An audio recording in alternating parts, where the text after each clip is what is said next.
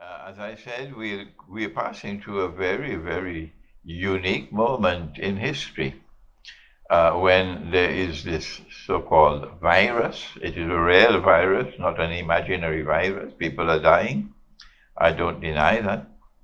And it is a virus which, for the first time in history, seems to be affecting all of mankind at the same time. This never happened before in history. Of course, I can be wrong. I'm just offering an opinion. But I'm convinced that I'm correct, that this is a fabricated virus. And I make that comment on the basis of the footprints of the virus. Yes. This is a manufactured virus. And it is doing a splendid job. Oh, yes. It has been brilliantly conceived to bring about, to facilitate what I perceive to be the transition from Pax Americana to Pax Judaica. There are those who are saying, no, no, no, no, no, it's not Pax Americana to Pax Judaica, it's Pax Americana to Pax China. No, no, that's your opinion, and mine is different. And I have said that three stages of the shadow are three stages of Dajjal before the shadow disappears and Dajjal appears in person. And during that period of the shadow, there are three stages. I said within that first stage is located Pax Britannica. Within the second stage, Pax Americana made its appearance. That we are now experiencing a transition from the second stage of the shadow to the third stage. And having said that this is the work of Dajjal, having said that we are now transiting from stage 2 to stage 3, Pax Americana to Pax Judaica, I am now ready to offer more commentary. I don't think it's by accident that there is the simultaneous occurrence of the virus, the lockdown, and what is happening in the world of oil. That appears to me to be by design. What is happening in the world of oil? The virus and the lockdown has caused a dramatic reduction in the demand for oil. Number one. Dramatic decline. Aeroplanes are not flying. No. People are not allowed to travel. No. So enormous reduction in the demand for oil. Number one. And then number two, is it by accident that at particularly this time, Muhammad bin Salman would act in the way he did? This Muhammad bin Salman appears to me to be a client of Dajjal acting on Dajjal's behalf. Yes. That mastermind provoked the conflict with Russia over the price of oil and the reduction in the supply of oil at a time when they knew that if they could get the price of oil to plummet and plummet and plummet and plummet, as they have succeeded, what is going to happen, it will be unique in human history. They took the gold and silver out of the market, and they replaced it with paper. And then came 1971, when the US government had printed too much paper.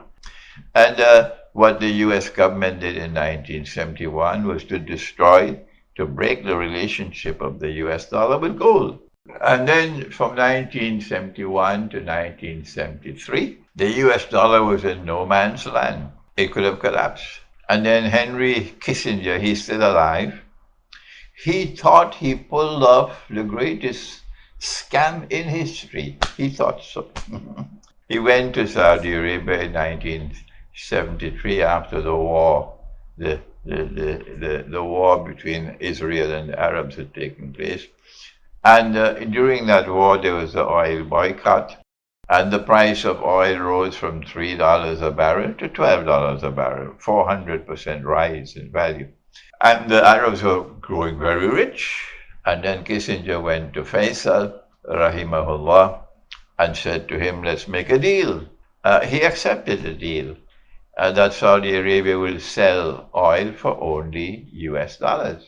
So Kissinger said, if you agree to sell oil for only US dollars, we will guarantee the security of the state and so on, and you'll become very rich. And yes, the US dollar kept on flying higher and higher and higher, riding on the backs of oil. The petrodollar was born, and the United States and the Western world became richer beyond even their wildest dreams. That's what the US dollar did to them.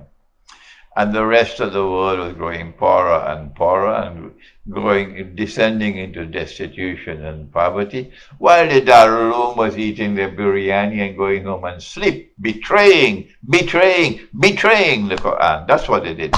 What is happening now is there is a synchronized attack on the United States. And oil is at the heart of that attack, yes. The price of oil has gone down and down and down and down until now it's free. You can get the oil free of charge. More than that, the oil producers are going to pay you to accept the oil and store it. Price of oil is now minus, I think minus $35 or something. That means they will pay you $35 for every gallon of oil, every barrel of oil you take from them and keep it. And at the same time that the demand for oil has gone down drastically, the price of oil has gone down as well. If the US dollar is living on borrowed time, I don't know what's going to happen tomorrow. But if I see rain clouds, I can say rain is coming. So don't come to me and say to me, only Allah knows the future, only Allah knows the future, only Allah knows the future. Yes, only Allah knows the future, that's correct. But you dum-dum, don't you know that Allah gives you signs and you must read them? Will you not think? Have you stopped thinking? So what we're seeing now is that the US dollar is living on borrowed time. It has been living on borrowed time for a long, long time, but this one is perilous. If the US dollar collapses, and I have been anticipating that the US dollar will collapse many years now. If the US dollar collapses, all other paper money will collapse. The entire monetary system will collapse and pave the way for another monetary system to replace it. There are probably millions of people out there who already understand that it is a universal currency that's coming. One electronic money for all of mankind. That there is one universal currency coming for all of mankind. And that is what I call a monetary, not financial, a monetary Armageddon or Malhama coming. I'm not the only one saying that. There are many other distinguished voices, men of insight and learning, who are not Muslims, who are saying the same thing. The difference is I'm saying it from eschatology.